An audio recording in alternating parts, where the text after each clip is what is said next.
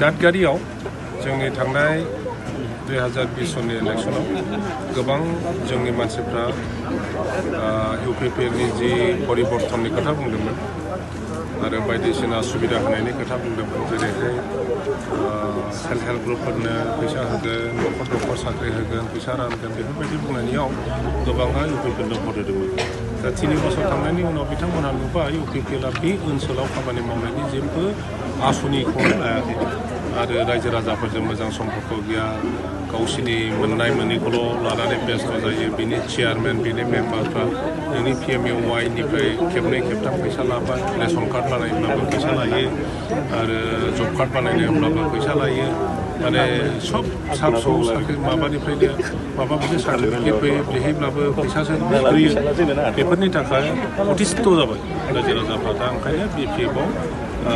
दैदेनगिरिफ्रा जयेन जाफैदों बिथांमोनहा बे ओनसोलाव इउपिपिएलनि जानानै थैथाब थांथाब खामानि मावनायमोन कमल बसुमतारी होननाय सासे बे एबसुनि प्रेसिडेन्टमोन आरो बेजों लोगोसे गोबां दैदेनगिरि बिथांमोनहा फैदों आरो जायफ्रा दिनै फैनो हायाखै 1 मासनि उनाव फैगोन गेरेंगा बिथाङा माखासे खोथा नोंथांमोननि सायाव बुंबाय थानायखौ नुनो मोनदों नोंथांमोनखौ इउपिपिएल दलाव हाबगोन होननानै बेसेबां सैथो बेनि उत्तरखौ जोंहा MLA रबिराम नार्जारिया अलरेडि होबाय आं आरो बिनि सायाव बुंफिननोबो लुबैयाखै आं दहाय रायजो राजाफोरजों रायज्लायनायाव बे खोथाखौनो बुंदों जे रबिराम नार्जारिया बिथांखौ बुंबाय जे बिनि खर'आ बेलेन्सआव दंना गैया जुदि ओरैबायदि नुयो जे बिथांनो ट्रिटमेन्टनि प्रयजन दं गतिके सोरबा साइकियाट्रिस्टनाव थांनाया प्रयजन दं बे खोथाखौ रबिराम नार्जारि MLA स्वयं बिथांखौ बुंबाय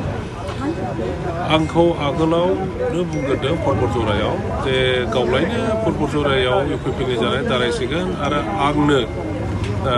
चिरां दुवार समस्तिखौ हगारलांसिगोन आंलायनो इउपिपिएलनि केन्डिडेट जानानै दारायगोन आं सोर आरो बिथाङा सोर रायजो राजाया बिजिरगोन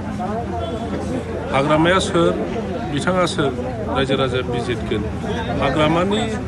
जि कन्ट्रिबिउसन समाजाव बिथांनि जि खामानि मावनाय बिनि कम्पेरिजनाव जाहा रन्जित बिथाङा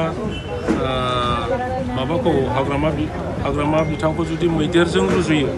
अब्ला आं सानो बिथाङा मासे बोस्रोमबो नङा बिथांनि कम्पेरिजन साननैसो सिगां आसामनि बारग' मन्त्रि चन्दन ब्रह्मखौ इउपिपिएलआव हाबसिगोन होननानै बुंदों खोनानो मोन्दों खौरां बिजोङाव जुदि गमामायै हाबोब्ला इउपिपिएलआ माबा मोनसे खहा जागोन हाबा चन्दन ब्रह्म बिथाङा BPF दोलोखौ नागारनानै थांग्रा बेक्ति नङा बिथाङा बाहायनो थागोन सार प्रमद बर' बिथाङा नोंथांमोननि दोलोखौ बा नोंथांमोनखौ फांसेबो बिफां गायलाङाखै होननानै बुंदों बिनि सायाव मा बुंदों जों बिफां गायलाङाखै बिफां गायलाङाखै जोङो अब्लालाय रायजो राजा जोंना फरेस्ट डिपार्टमेन्टआ खोन्थागोन मानासखौ सोर रिभाइभ खालामगोन मानासखौ जों बोरै बेहाय बासायखो कसुगाव हल्टुगाव बे हाग्राखौ जोङो बोरै बासायखो खिन्थु बिथांमोननि दिनाव दंफां गायदों ना दंफां फोजोबदों नोंथांमोना थां सिङाव प्रमद बर'आ थां हाग्रायाव दिनै 20 स्कुवेर किल'मिटार 30 स्कुवेर किल'मिटार हाग्राखौ बे हन्डा मेसिन लानानै दंफां हाफायनानै ट्रेक्टरके ट्रेक्टर सानसेनि गेजेराव हरसेनि गेजेरावनो 30 कन 50 कन ट्रेक्टर लानानै थांनाय आंनि समस्तियावनो 19 कन दंफां मिल बानायनाया मानि प्रमान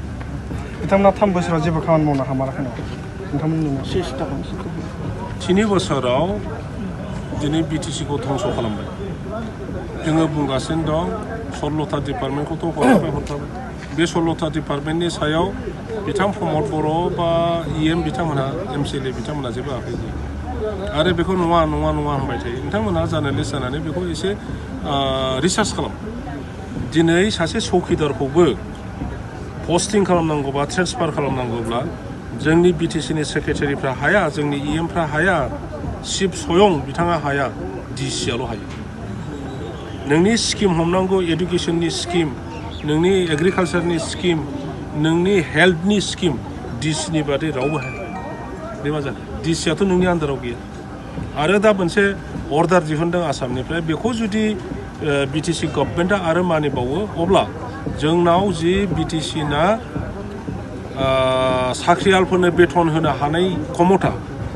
जों जे बेथन होयोमोन बे बेथन होनाय क्षमतायाबो आरोबाव उथायजाबावसै